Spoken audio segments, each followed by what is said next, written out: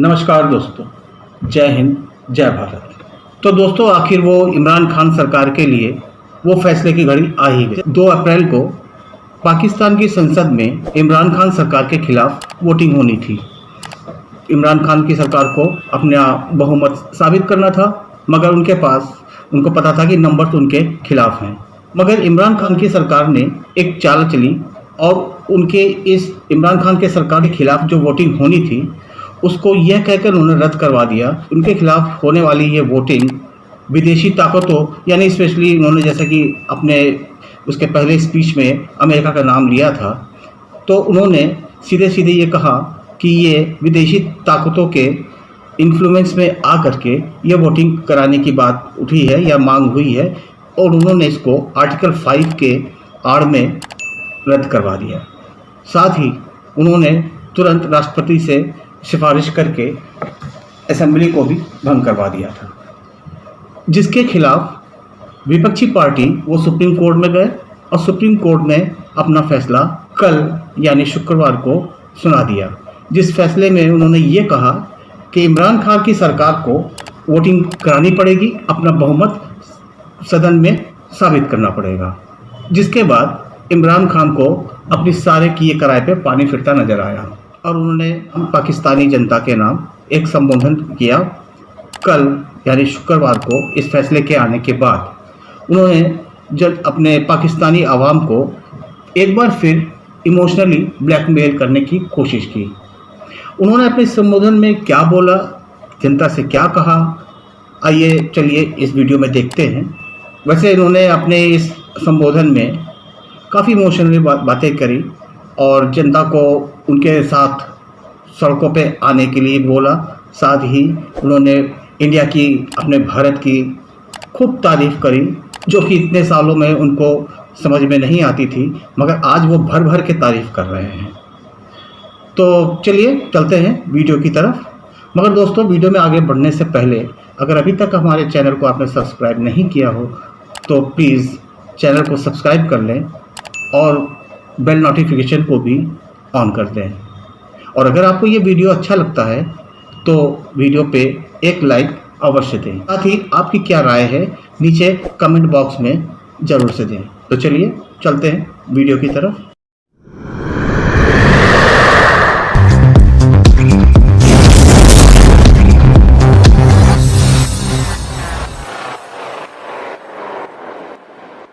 मैं पाकिस्तानी हूँ। तकरीबन 26 साल पहले जब मैंने तहरीक इंसाफ शुरू की तो उसके प्रिंसिपल्स मैं फिर से आपको रिपीट करता हूँ, क्योंकि ये कभी 26 साल ये प्रिंसिपल्स चेंज नहीं हुए मेरे।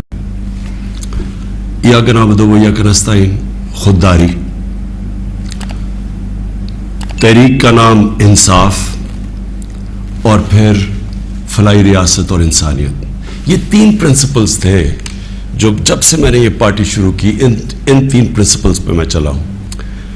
तो मैं 2 के ऊपर आज बात करना चाहता हूं खास तौर पे। एक है खुददारी और दूसरी इंसाफ।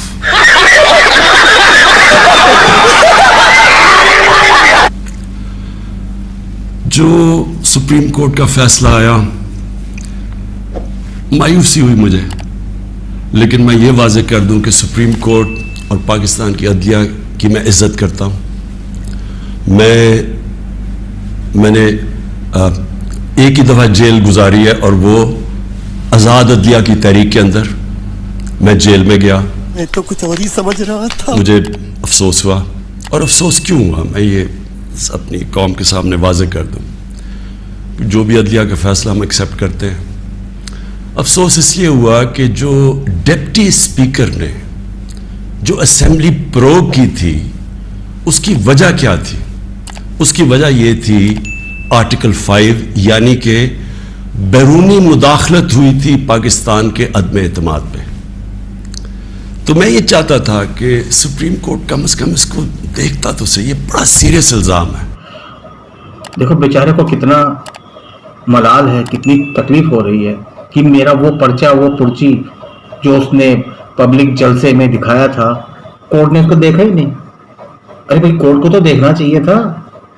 जो इमरान खान साहब कह रहे हैं, आपको नहीं लगता कि कोर्ट को पता था कि पुर्जी में कुछ नहीं है, ये सब सिर्फ नाटकबाजी है। कोर्ट में तो इनकी नाटकबाजी चली नहीं। देखो कितना दुखी है बेचारा।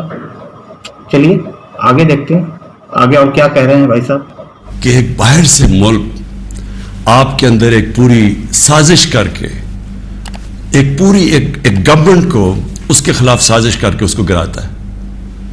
तो इसके ये इतना सीरियस एलिगेशन थी कि मैं चाहता था कि इसकी कोई प्रोब हो।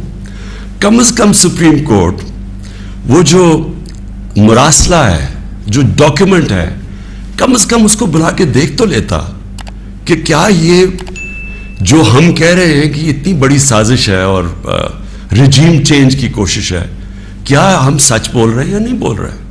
ये जिस चिट्ठी का हवाला दे दे करके कोस रहे हैं विपक्षी पार्टियों के को लेकर के, जो चिट्ठी तुम्हारे पास आई थी उसको आप नेशनल सिक्योरिटी के पास लेके जाते, उसकी जांच करवाते, बजाय उसका हवाला दे करके अपनी कौम को, शायद मरी हुई कौम को जिंदा करने की कोशिश कर रहे हैं। बार बार कह रहे हैं जिंदा कौम, जिंदा कौम।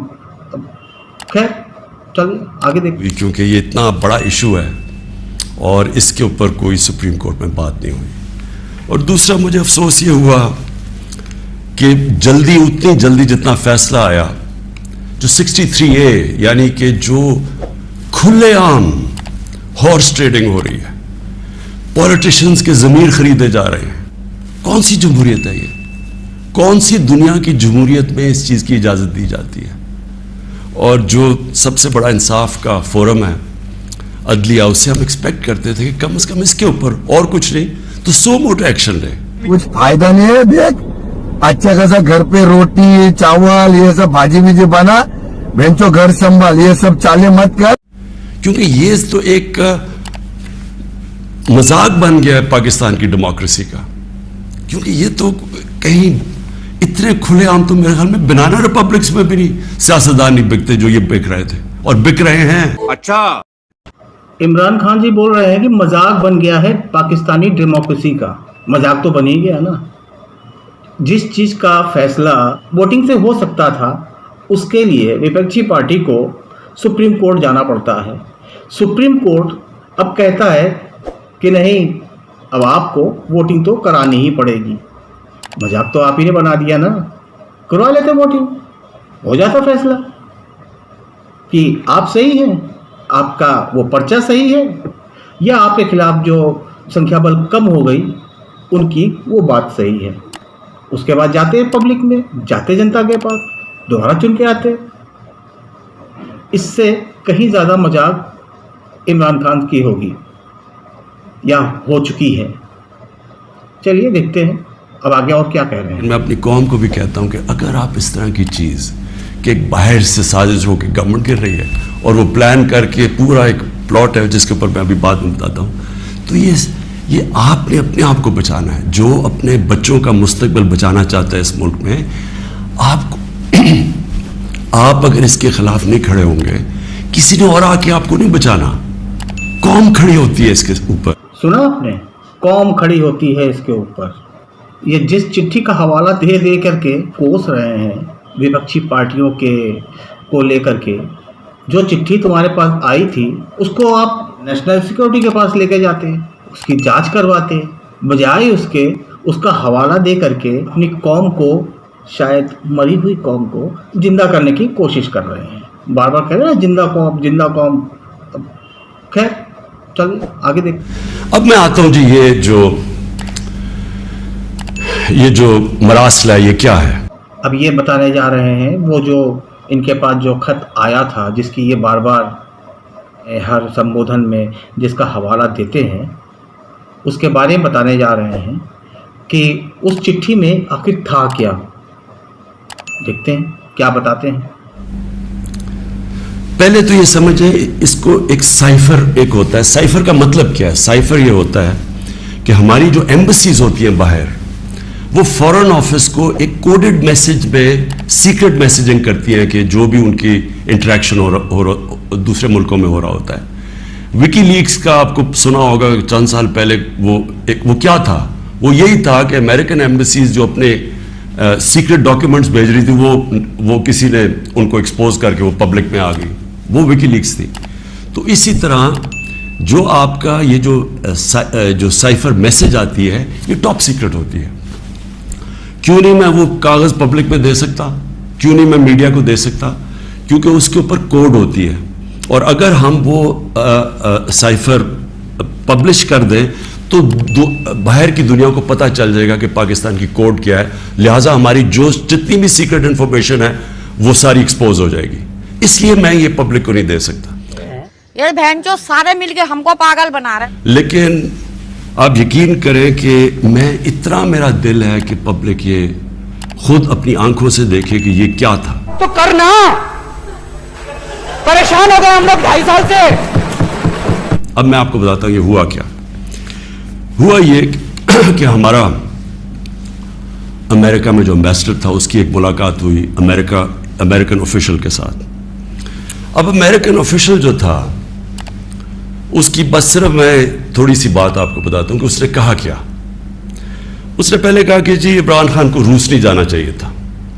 वो बड़ा उसने कोशिश की एम्बेसडर ने बताने के लिए कि उसकी वजूहात एक कंसेंसस था, पहले से प्लान बना हुआ था, लेकिन उसने कहा नहीं ये सिर्फ इमरान खान ने फैसला किया। फिर वो जो कहता, और मैं ये चाहता हूं आप कौम जरा गौर से मेरी बात सुने कि उसने कहा क्या। उसने कहा कि अगर आप इमरान खान को ये, और उसने कहा अभी अदम एतमाद दर्ज नहीं हुआ था पाकिस्तान में, उससे पहले ये कह रहा है, यानी इसे पता था कि अदम एतमाद आने वाली है। कहता कि अगर इमरान खान इसमें से बच जाता है अदम एतमाद से तो पाकिस्तान को बड़ा मुश्किल यानी कॉन्सिक्वेंसेस फेस करने पड़ेंगे। अगर इमरान खान इस अदम इब्तिदाद से अगर बच जाता है तो यानी पाकिस्तान के लिए बहुत सारी मुसीबतें आने वाली हैं। वैसे बंदे ने तो सही बात बोली, क्योंकि उन्हीं के रहते ही आज पाकिस्तान की जो हालत और हालात बन चुके हैं, इससे ज़्यादा और क्या हो सकता है। जिसने भी बोली पाकिस्तान के लिए तो अच्छा ही बोला ना, कि उसने इंडिया के लिए अच्छा नहीं बोला, क्योंकि इसके रहते हमारे भारत को जितना फ़ायदा हो रहा था शायद इसके ना रहने पे ना हो। खैर ये तो बात की बात है, हो सकता है हो, मगर फिलहाल इसने तो इंडिया को बहुत फ़ायदा पहुंचाया भाई। खैर देखिए आगे क्या कहते हैं भाई साहब। तकब्बुर देखें कि अगर इमरान खान यानी सिटिंग प्राइम मिनिस्टर अगर वो नहीं हटता इसमें से तो पाकिस्तान को नुकसान होगा। सुना, अगर पाकिस्तान का सिटिंग प्राइम मिनिस्टर नहीं हटता है तो पाकिस्तान को बहुत नुकसान होगा भैया। और क्या नुकसान करेगा पाकिस्तान को? जहां था पहले भी, जहां था बहुत अच्छी पोजीशन में नहीं था, मगर इनके आने के बाद अब जहां पाकिस्तान आ गया है, आज पाकिस्तान की जो हालत जो पोजीशन, जो सिचुएशन आज की तारीख में पाकिस्तान की इमरान खान साहब ने बना दी है, महंगाई, आज जो पाकिस्तान की फॉरेन पॉलिसी है, और जिस तरीके से पाकिस्तान ने पूरे यूरोपियन कंट्रीज से, अमेरिका से और बाकी के दूसरे ममालिक से जिस तरीके से अपने बातों से, अपने तौर तरीक़ों से दुश्मनी मोल ले ली है, उसके बाद और पाकिस्तान के लिए इससे ज़्यादा बुरा कोई क्या कर सकता था। और फिर कहता लेकिन अगर वो हार जाता है तो पाकिस्तान को माफ कर दिया जाएगा। यानी ये भी नहीं उसने कहा कि अगर वो नहीं आता तो जो भी दूसरा आएगा पहले हम देखेंगे वो क्या कर रहा है फिर हम उसको माफ करेंगे। नहीं, उसने कहा जो भी आएगा माफ कर देगा, यानी कि उसको पता था कि किसने आना है, किसने अचकन सलवाई हुई है, कौन तैयारी में बैठा हुआ है, उसे सब पता था, तो उसको माफ कर देंगे। अब मैं आज आपके सामने जो ये मैं असल में जो बात करना चाहता हूं वो ये है, भूमिका बना रहा है। 22 करोड़ लोगों के लिए कितनी तौहीन है कि एक हुक्म दे रहा है 22 करोड़ लोगों के इलेक्टेड सरबराह को, वो पता नहीं वो किसको हुक्म दे रहा है, क्योंकि मैं तो चीफ एग्जीक्यूटिव हूं, मुझे नहीं दे रहा, वो किसी को कह रहा है कि अगर ये आपका प्राइम मिनिस्टर बच जाता है तो आपको फेस करने पड़ेंगे कॉन्सिक्वेंसेस। अच्छा, और फिर कहता है कि अगर ये हट गया तो माफ कर देंगे हम आपको। मैं सिर्फ आपको ये कहना चाहता हूं कि मेरे पाकिस्तानियों, अगर हमने इस तरह ही जिंदगी गुजारनी है तो हम अपने आप से सवाल पूछें कि हम आजाद हुए क्यों थे? हम क्यों 23 मार्च को सेलिब्रेट करते हैं? हम क्यों जनाब 14 अगस्त को बड़ा जश्न बनाते हैं? अगर हमने इसी तरह रहना है कि बाहर से हुक्म आ रहा है कि जी आपने अगर इसको ना हटाया, और फिर होता क्या कि वो शुरू हो जाती है, एकदम हमारे लोग जाने शुरू हो जाते हैं, हमारे जो अपनी पार्टी के एकदम पता चलता है जी, उनको एकदम पता चला कि ओहो तो जी तहरीक इंसाफ तो बड़ी गवर्नमेंट बहुत ही बुरी है जी, इमरान खान की तो सारी बुराइयां उनको पता चल जाती है, और वो सारे उधर, और उनको बंद करना शुरू कर देते हैं सिंध हाउस में, और वो सारे एकदम सारा ड्रामा शुरू हो जाता है। मीडिया के अंदर भी पैसा चल रहा होता है, मीडिया की यानी मीडिया को भी शर्म नहीं आई कि एक लोग पार्टी के टिकट पे इलेक्ट होके दूसरी पार्टी में जा रहे हैं, सबको पता है पैसे ले, वो भी उसकी सपोर्ट कर रहा, बड़ा जश्न बनाया जा रहा है जी, ओहो गवर्नमेंट गिर रही है। देख रहे हो आप? मुझे तो लगता है इसके लिए ये कहना बनता है, बड़ा हरामी हो बेटा। तो मैं फिर अपनी कौम से कहना चाहता हूं कि देखिए ये जरूरी है हम सब के लिए फैसला करना कि हम क्या चाहते हैं। हम एक आजाद कौम बनना चाहते हैं, खुददार कौम बन के रहना चाहते हैं, नहीं, या इस तरह के गुलाम चाहते हैं? और किस तरह के गुलाम? क्यों उनको पता था कि जनाब शेरवानी सिलाई हुई है शहबाज शरीफ ने? उसने बाकायदा मैसेजिंग की, उसने कहा जनाब बेगर्स आर नॉट चूजर्स। क्या बात है भाई, बेगर्स आर नॉट चूजर्स। खुद को आज खुद ही भिखारी बता रहा है कटोरा वाला इमरान नियाजी। उनको मैसेज कि जी जो मकरूज मुल्क होता है उसको गुलामी करनी पड़ती है, बेगर्स आर नॉट चूजर्स। इनके हाथ में सोने का लोटा दिया ना, फिर भी इन्होंने सिर्फ भीख ही मांगना है। वो दूसरा उनका मिनिस्टर भेजता है जी हम तो लाइफ सपोर्ट मशीन पे हैं, तो वो तो जब अमेरिका चाहे बंद करते, यानी हम तो हैं गुलाम। असली बात अपनी पहचान खुद ही उसने बता दी, बेगर्स आर नॉट चूजर्स। ऐसे ही नहीं कहा जाता था, कटोरा छाप इमरान खान। बता दिया उन्होंने खुद को, beggars are not choosers. Imran Khan Pakistan भिखारी देश है, मैं नहीं कह रहा, खुद ही उसने बोला भी। मैं फिर से अपनी कौम को कहता हूं हमें ये फैसला करना है कि हमें किस तरह का पाकिस्तान चाहिए। मैं आपको आज मुझे अफसोस और तकलीफ भी होती है कहते हुए, हमारे साथ ही हिंदुस्तान आज़ाद हुआ था। मैं हिंदुस्तान भी बाकियों से बहुत बेहतर जानता हूं। हैं? इमरान खान हिंदुस्तान को बाकियों से बहुत बेहतर जानता है। क्या बात है, गुड, वेरी गुड। मेरी दोस्तियां भी थी क्रिकेट की वजह से, बड़ा मुझे रिस्पेक्ट भी मिला, प्यार मिला। मेरी लोगों से वहाँ वाकफियत भी बड़ी है। कितना इमोशनल हो गया भाई, आवाज़ सुनो आप, भरभरा गई आवाज़ अगले की, शायद रो देता या रोने ही वाला था मगर संभल गया। मुझे बड़ा अफसोस है कि ये सिर्फ एक आरएसएस की आइडियोलॉजी की वजह से, और ये जो कश्मीर में उन्होंने किया है उसकी वजह से हमारे ताल्लुकात नहीं है। तो बेटा एक काम कर, सरसों का तेल लगा के उल्टा लेट जा। लेकिन मैं आपको ये कह दूं कि वो एक बड़े खुददार कौम है। कभी किसी की जुर्रत नहीं है कि वहां इस तरह की बात करें।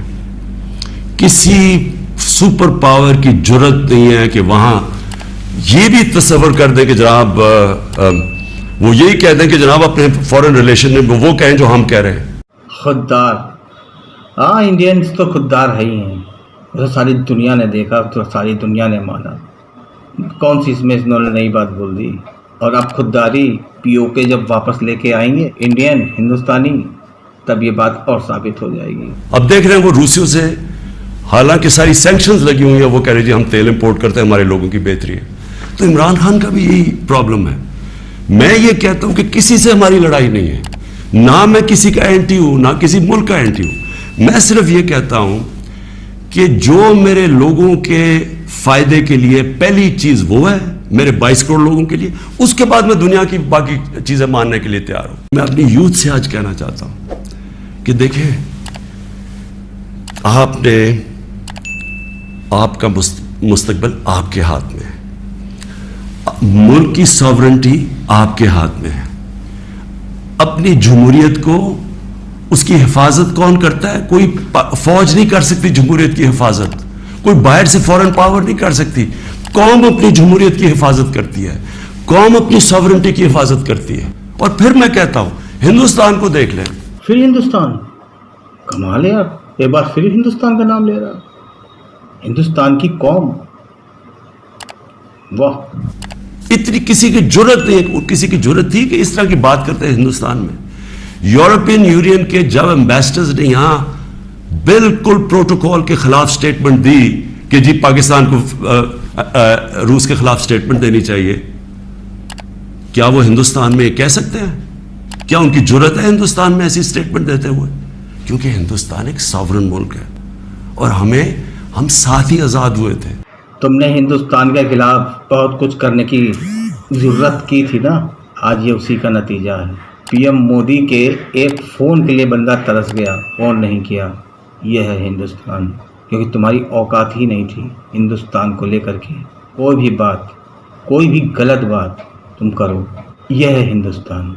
आज इसको समझ में शायद आ गया, या ये भी इसका एक स्टंट है, अपने पाकिस्तानी लोगों को ये पंपिंग कर रहा है, हिंदुस्तान का नाम दिखा दिखा के पंपिंग कर रहा है कि आज हम मुसीबत में हैं, आओ मेरे साथ खड़े हो। मैंने तो अब पब्लिक में निकलना है और मैंने स्ट्रगल करनी है। मैं आज अपनी सारी कौम को कह रहा हूँ, ये इम्पोर्टेड हुकूमत जो लाने की कोशिश हो रही है, परसों संडे को आपने सब ने इशा के बाद आपने सब ने निकलना है और एक जिंदा कौम की तरह एहतजाज करना है।